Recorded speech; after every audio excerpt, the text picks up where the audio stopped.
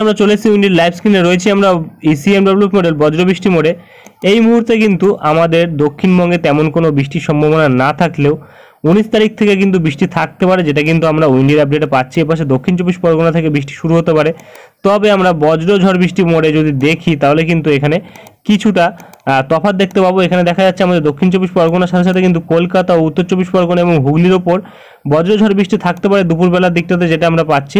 এবং বিকালের দিকে গিয়ে কিন্তু এটির পরিমাণ বাড়তে পারে, যেটা কিন্তু ব্যারাকপুর, চন্দ্রনগর, সিঙ্গুর, মাসাত এবং জঙ্গলপাড়া এবং কাঁচরাপাড়া, নগরুখরা, হাবড়া এবং পানিহাটি এবং কলকাতা নিউ টাউন এইসব জায়গাগুলির মধ্যে।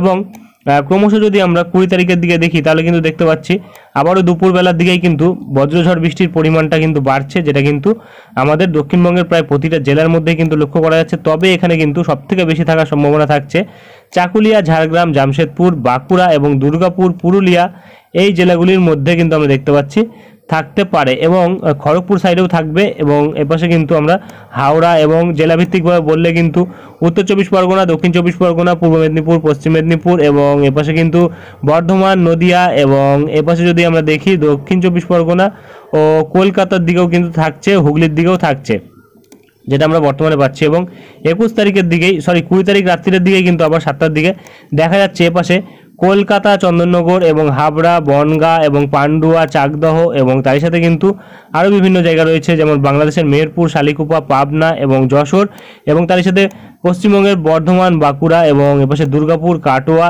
এবং তার সাথে কিন্তু আরও প্রায় অনেকটা জায়গা জুড়ে কিন্তু আমরা দেখতে পাচ্ছি। জেলাভিত্তিকভাবে বললে এপাশে কলকাতা, হুগলি, উত্তর চব্বিশ পরগনা, নদিয়া, পূর্ব বর্ধমান, পশ্চিম বর্ধমান এবং এপাশে কিন্তু বাঁকুড়া এবং তার সাথে কিন্তু চাকুলিয়া, ঝাড়গ্রাম এবং এপাশে কিন্তু মেদিনীপুর সাইডেও দেখতে পাচ্ছি আমরা থাকছে বজ্রঝড় বৃষ্টির সম্ভাবনা 20 তারিখ, অর্থাৎ ভারী বৃষ্টি থাকার সম্ভাবনা কিন্তু থাকছে 20 তারিখের দিকটাতে, যেটা আমরা পাচ্ছি। এবং ক্রমশ আমরা এগিয়ে গেলে 21 তারিখের দিকেও কিন্তু আমরা দেখতে পাচ্ছি ভারী বৃষ্টি থাকছে 21 তারিখও আমাদের দক্ষিণবঙ্গের ওপর, যেটা কিন্তু এপাশে উত্তর চব্বিশ পরগনা, দক্ষিণ চব্বিশ পরগনা, পূর্ব মেদিনীপুর, পশ্চিম মেদিনীপুর, ঝাড়গ্রাম এবং বর্ধমান এবং হুগলি, তার সাথে কিন্তু নদিয়া প্রতিটা জেলার মধ্যেই কিন্তু থাকতে পারে। একবার বজ্রঝড় বৃষ্টির ওপর নজর রাখবো, দেখবো কী পরিস্থিতি থাকতে পারে। দেখা যাচ্ছে কিন্তু ভারী পরিমাণে কিন্তু বজ্রঝড় হওয়ার সম্ভাবনা কিন্তু এখানে লক্ষ্য করা যাচ্ছে, যেটাকে আমরা কিন্তু স্কেলে দেখতে পাচ্ছি এখানে 4.22। এবং এপাশে কিন্তু যদি আমরা দেখি তাহলে কিন্তু দেখা যাচ্ছে সাতক্ষীরা, খুলনা, লোহাগাড়া, ফরিদপুর, শালিকুপা, মেহেরপুর এবং এপাশে নগরপুর, ঢাকা, কাপসিয়া এইসব জায়গাগুলিতেও থাকতে পারে। তবে ওইসব জায়গাগুলিতে একটু কম পরিমাণে থাকবে। এপাশে কিন্তু যেটা আমরা পাচ্ছি পশ্চিম দিকের জেলাগুলিতে কিন্তু বেশি থাকবে বজ্রঝড় বৃষ্টির সম্ভাবনা, যেটা আমরা বাংলাদেশ বর্ডার লাগোয়া জায়গাগুলিতে লক্ষ্য করতে পারছি। এবং তারপরেই কিন্তু আবারও যদি আমরা দেখি 22 তারিখের দিকেও থাকবে বজ্রঝড় বৃষ্টির সম্ভাবনা, একদমই হালকা ধরনের থাকবে। তবে আমরা বজ্র বৃষ্টি পরিমাণে যদি দেখি তাহলে কিন্তু হালকা ফুলকা বৃষ্টি লক্ষ্য করা যাচ্ছে, যেটা 22 তারিখের দিকেও থাকছে, আমাদের মুর্শিদাবাদের দিকে থাকছে এবং তার সাথে কিন্তু এপাশে কাটোয়া এবং দুর্গাপুর, বাঁকুড়ার দিকেও থাকছে একদমই হালকা ধরনের। এবং 23 তারিখের দিকে দেখলে কিন্তু আমরা দেখতে পাচ্ছি বিক্ষিপ্তভাবে বৃষ্টি থাকার সম্ভাবনা থাকছে এপাশে কলকাতা, হাওড়া, হুগলি, চন্দননগর এইসব জায়গাগুলির ওপর এবং বারাকপুর, পানিহাটি এইসব খড়দহ এইসব জায়গাগুলির ওপর। এবং ক্রমশ আমরা 24 তারিখের দিকে দেখলে কিন্তু পাচ্ছি 24 তারিখ রাত্রিবেলার দিকে, মধ্যরাত্রির দিকে দেখা যাচ্ছে এপাশে বর্ধমান, বাঁকুড়া এবং এপাশে কিন্তু কাটোয়া, সিউড়ি এবং নলহাটি এবং এপাশে কিন্তু আরও বিভিন্ন জায়গা যেমন আরামবাগ, তার সাথে কিন্তু চন্দ্রকোনা, গোয়ালতোড়, বিষ্ণুপুর, খাতড়া এইসব জায়গাগুলিতেও কিন্তু বৃষ্টির সম্ভাবনা থাকছে। এবং ক্রমশ 24 তারিখের দিকেও বৃষ্টি থাকছে এপাশে কলকাতা, উত্তর চব্বিশ পরগনা এবং দক্ষিণ চব্বিশ পরগনার ওপর, নদিয়ার ওপর এবং এপাশে বর্ধমানের ওপর থাকছে বৃষ্টি। এবং 25 তারিখের দিকে দেখলেই কিন্তু আবার দেখতে পাচ্ছি আরেকটু 25 তারিখের দিকে তেমন কোনো বৃষ্টির সম্ভাবনা নেই, অর্থাৎ 24 তারিখ অবধি বৃষ্টি থাকছে।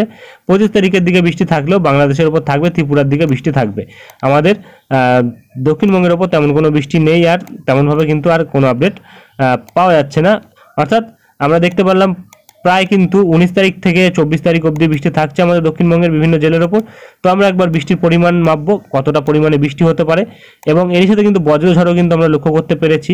তো আমরা দেখে নেব কতটা পরিমাণে বৃষ্টি হতে পারে 18 তারিখ থেকে কিন্তু পরের 8 দিন, কারণ টানা 6 দিন যদি হয় তাহলে কিন্তু আমরা দেখতে পাচ্ছি বৃষ্টি থাকছে প্রায় কিন্তু এখানে আমরা যেটা লক্ষ্য করতে পারছি প্রায় 29-30 মিলিমিটার বৃষ্টি কিন্তু এপাশে উত্তর চব্বিশ পরগনা, কলকাতা, হুগলি, নদিয়া এবং পূর্ব বর্ধমান, পশ্চিম বর্ধমান, বাঁকুড়া, পুরুলিয়া এবং তার সাথে কিন্তু হাওড়া এবং এপাশে মেদিনীপুর এবং এপাশে কিন্তু ঝাড়গ্রামের দিকে আমরা লক্ষ্য করতে পারছি প্রায় 30 মিলিমিটারের কাছাকাছি বৃষ্টি কিন্তু থাকবে। এবং বাংলাদেশের দিকেও কিন্তু একই পরিস্থিতি আমরা দেখতে পাচ্ছি, প্রায় 30 মিলিমিটার বৃষ্টি থাকবে কিন্তু এপাশে খুলনা, যশোর, লোহাগাড়া, শালিকুপা, সাতক্ষীরা এবং তার সাথে কিন্তু পাবনা, মেহেরপুর এইসব জায়গাগুলির মধ্যে এবং অন্যান্য জায়গাগুলিতে কিন্তু তুলনামূলকভাবে 20 মিলিমিটারের মতো বৃষ্টি থাকতে পারে। অর্থাৎ আর কিন্তু তেমন কোনো ভারী বৃষ্টির সম্ভাবনা বা তেমন কোনো অন্য কিছু লক্ষ্য করা যাচ্ছে না।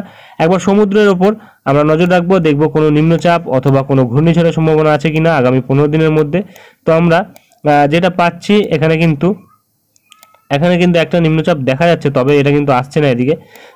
তো আমরা যেটা পাচ্ছি এগিয়ে গেলে দেখা যাচ্ছে যে 24 তারিখের দিকেও কিন্তু তেমন কোনো কিছু নেই এবং 26 থেকে 28 তারিখের দিকে যদি আমরা দেখি তাহলে কিন্তু এখানে একটা ঘূর্ণাবর্ত ছিল, সেটা কিন্তু ক্রমশ সরে গেল ওদিকে, যেটা আমরা বর্তমানে পাচ্ছি। এবং 19 তারিখের দিকে দেখলে কিন্তু 29 তারিখের দিকে দেখলে কিন্তু দেখা যাচ্ছে তেমন কোনো আর সম্ভাবনা কিন্তু এই মুহূর্তে বৃষ্টির সম্ভাবনা নেই এবং তাপমাত্রা কিন্তু বাড়বে। তবে তাপমাত্রা বাড়লেও তাপমাত্রা কিন্তু আবারও নামবে বৃষ্টির ফলে, তবে তারপরে আবার কিন্তু তাপমাত্রা ক্রমশ বাড়বে, যেটা আমরা বর্তমানে পাচ্ছি। এবং আগামী 15 দিনে তাপমাত্রা কতটা পৌঁছাতে পারে সেটা আমরা নজর রাখবো একবার, কারণ তাপমাত্রা কিন্তু অনেক বাড়বে।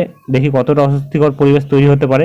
মোটামুটি আমরা দেখতে পাচ্ছি সকাল 9টার দিকেই কিন্তু তাপমাত্রা থাকছে প্রায় 36 ডিগ্রি এবং দুপুরবেলার দিকে কিন্তু সেটা প্রায় 36 ডিগ্রির কাছাকাছি থাকছে। অন্যান্য জায়গাগুলিতে কিন্তু 2-3 ডিগ্রির হেরফের থাকবে, যেটা আমরা বর্তমানে পাচ্ছি। এবং আর কিন্তু তেমন কোনো বড় পরিবর্তন নেই। এরপরে কোনো পরিবর্তন আসলে তা আমরা তুলে ধরবো। আজকের ভিডিওটি আমরা এখানেই শেষ করছি। দেখা হবে নেক্সট ভিডিওতে। ধন্যবাদ।